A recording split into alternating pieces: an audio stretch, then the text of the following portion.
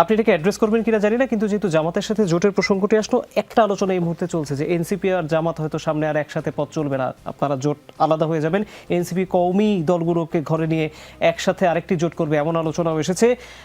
জামায়াতে ইসলামের সহকারী secretary general Hamidur Rahman Azad বলেছেন জোট থেকে দলগুলোকে বের করে নেওয়ার একটি পরিকল্পিত ষড়যন্ত্র চলছে, যেই আঙ্গুল অভিযোগের তীর আবার তিনি বিএনপির দিকে তুলেছেন। আপনারা কোন ধরনের রাজনৈতিক সিদ্ধান্তের দিকে যাচ্ছেন? দেখেন, এখনো আসলে অফিসিয়ালি এই ব্যাপারে সিদ্ধান্ত বা এই ব্যাপারে বলবার মতো সময় আসেনি। আমরা স্থানীয় সরকার নির্বাচনকে সামনে রেখে আমরা যেভাবে করে আমাদের দলীয় যদি বলি যে প্রার্থী ঘোষণা এবং মানে সমর্থিত প্রার্থী আর কি, সেই ঘোষণার দিকে যাচ্ছি এবং আমরা মোটামুটি 100 উপজেলায় প্রার্থী ঘোষণা করেছি এবং পরবর্তীতে আমাদের আরও 100 উপজেলায় করার একটা চিন্তা আছে এবং আমরা স্থানীয় সরকার নির্বাচন এককভাবে করবার যে ঘোষণাটা সেটা আমরা দিয়েছি। কিন্তু এই জোট থেকে আসলে এই মুহূর্তেই যেহেতু এটা কোনো আনুষ্ঠানিক কোনো ঘোষণা আসেনি, সুতরাং এই ব্যাপার নিয়ে আসলে এই মুহূর্তে মন্তব্য করার সময় আসেনি আমি বলবো। কিন্তু এখানে আমি একটু সাথে, যেহেতু বাবুল ভাই বলেছেন আমার কিছু জিনিস অ্যাড্রেস করতে হবে উইথ ইউর পারমিশন, সেটা হচ্ছে দেখেন, আমি মনে করি যে বাবুল ভাইরা যে রাজনীতি করেছে সেই রাজনীতির কারণেই, যে ব্যর্থ রাজনীতি করেছে গত 17 বছর, তারা তো আসলে তাদের বললাম তো যে এখন তো খালি বালুর ট্রাক মানে আমাদের সামনে আসে, তখন তো ভর্তি বালুর ট্রাক ছিল, সেই বালুর ট্রাক তারা সরাইতে পারে নাই।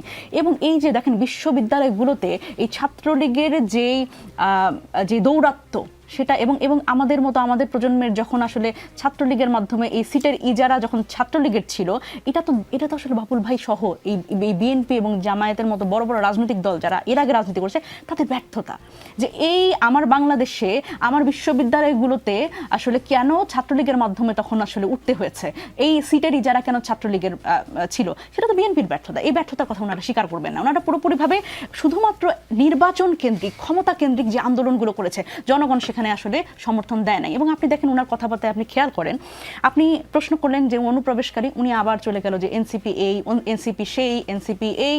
এখন ঘটনা হচ্ছে দেখেন, উনি যদি সেই তুলনার রাজনীতি করে তাহলে আমি বলবো এটা খুবই ভয়ঙ্কর রকম রাজনৈতিক কার্পণ্য ওনাদের মধ্যে আছে, যে এই তরুণদের রাজনীতিতে আসার ক্ষেত্রে ওনারা ওয়েলকাম করেন নাই। এবং এই যে দেখেন এই তরুণদের রাজনৈতিক হিস্সা, ওনাদের অসুবিধার জায়গাটা কোন জায়গায় জানেন? বাংলাদেশের ইতিহাসে এই প্রথমবার তরুণরা এই আন্দোলন সংগ্রাম করে রক্ত দিয়ে তারা আসলে ফিরে যায় নাই, মানে তারা আসলে ঘরে ফিরে যায় নাই, তারা রাজনৈতিক হিস্সাটা দাবি করেছে এবং রাজনৈতিক দল হিসেবে অবতীর্ণ হয়েছে।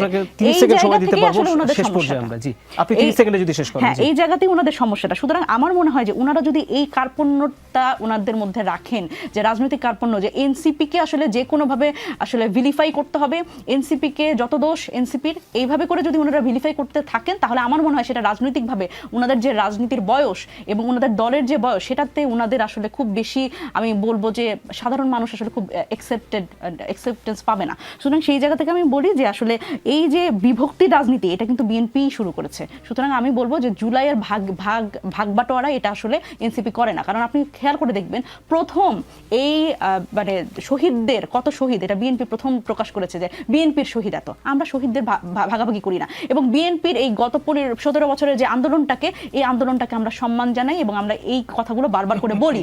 কিন্তু ওনারা কিন্তু না, অসম্মান করি নাই। আপনাদের গণতন্ত্রের জন্য আন্দোলনটা যেরকম স্বীকৃতি দিব, কিন্তু আপনারা যখন আমাদের ছোট করে কথা বলবেন, এটা আমরা একসেপ্ট করব না। কারণ এটাও সত্য যে জনসম্পৃক্ত করতে আন্দোলন করতে পারে না। আজকে আয়োজন শেষ করতে হচ্ছে, আমাদের একদম অনুষ্ঠান সময় শেষ। আমি খুবই দুঃখিত, সবাইকে একটু সময় দিতে পারলে আমার খুব